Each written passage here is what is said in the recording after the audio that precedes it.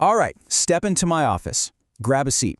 Sitting right here on my desk is one of the thickest, most fiercely debated case files in modern history. Welcome to today's investigation. We are officially reopening a notorious cold case, the 1969 Apollo 11 moon landing.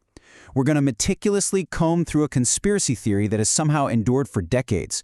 We'll establish the motive, interrogate the alleged anomalies, and then bring in the hard scientific forensics to see exactly what holds up under the glaring light of an interrogation lamp. So I want you, the jury, to really consider the central premise of this case. Picture it, 1969. The entire world is watching in absolute awe as astronauts supposedly take their very first steps on the lunar surface. It's universally hailed as the greatest human achievement of our time. But the skeptics, the theorists who absolutely refuse to close this file, they ask a very different question. Did humans actually set foot on the moon?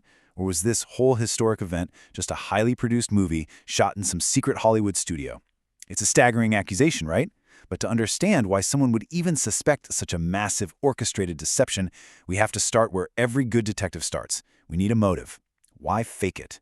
Look, to crack a case, you gotta examine the circumstances. Let's set the scene. We are right at the intense, nail-biting peak of the Cold War. The world is essentially split into two heavily armed camps, and the United States and the Soviet Union are locked in this bitter, incredibly high-stakes rivalry known as the space race.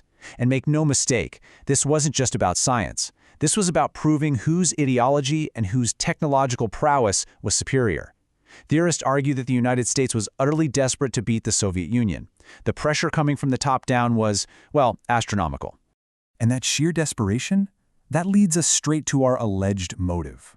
According to the conspiracy theory, NASA found themselves in a massive bind. The claim here is that the space agency simply lacked the actual, reliable technology required to safely send astronauts all the way to the moon and actually bring them back alive.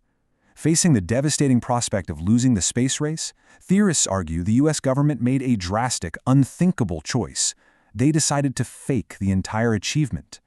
By staging the moon landing, they could instantly assert global dominance, deal a crushing psychological blow to the Soviets, and massively boost national pride. All of that without risking a disastrous, very public technological failure out in space. Okay, so we've got our motive. Now, we need the evidence. If this was really a staged production, there have to be mistakes, right? Slip-ups by the crew, careless errors. Theorists point to three major physical anomalies in the official record: the waving flag, a complete lack of stars in the sky, and inconsistent shadows on the lunar surface. These are the main clues that skeptics have pored over frame by frame for decades. Let's isolate these pieces of evidence and interrogate them one by one. Let's pull up Exhibit A, the waving flag. We have all seen the famous video footage, right? Neil Armstrong and Buzz Aldrin planting the American flag into the lunar dirt. But theorists point out a glaring issue that on the surface seems to totally defy the laws of physics. In the footage, the flag clearly appears to be fluttering and waving. The problem?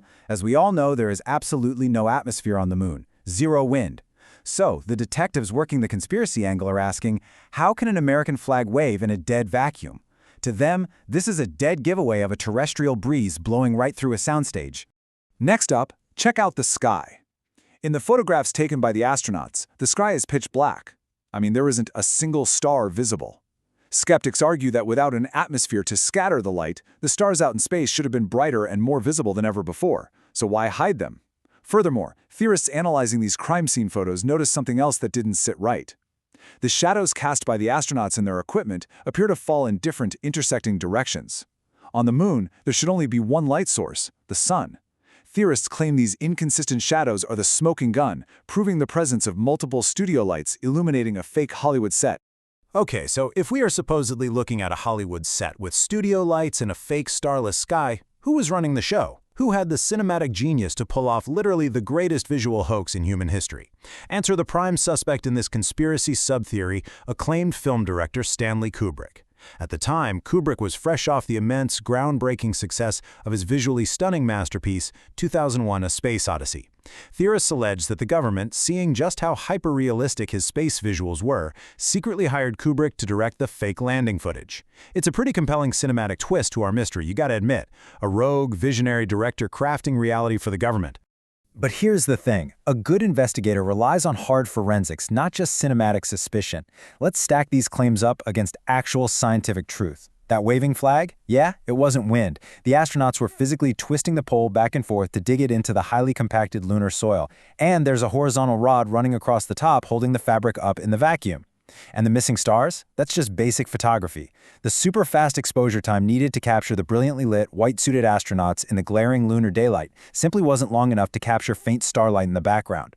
These aren't sloppy mistakes by a film crew. They're exactly what happens when you take photographs and plant objects in the incredibly harsh physics of space. Now, if you want the absolute final nail in the coffin for this conspiracy, look at the incontrovertible physical evidence left behind at the scene. I'm talking about laser retroreflectors. What are these? They are literally physical mirrors that the Apollo missions placed directly onto the moon's surface. And they aren't just cool historical artifacts sitting up there in the dust, they are active, functioning scientific tools. To this very day, independent scientists and space agencies from all over the world bounce lasers from Earth off these exact mirrors to continuously measure the precise distance to the moon. Think about it. You simply cannot bounce a laser off a Hollywood soundstage and get a reflection pinging back to Earth from outer space. The evidence has been presented.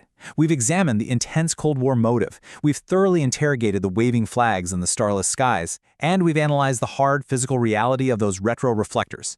The scientific forensics completely, totally debunked the theory. The verdict is officially in, and this case file can be firmly closed. Humans did, in fact, land on the moon. But hey, the world is absolutely full of unsolved mysteries and curious claims just waiting for a thorough investigation. So jury, I turn it over to you. Weigh the undeniable science we've looked at today, and let me know, what cold case or historical mystery should we pull from the archives and investigate next? Keep your eyes peeled and stay curious.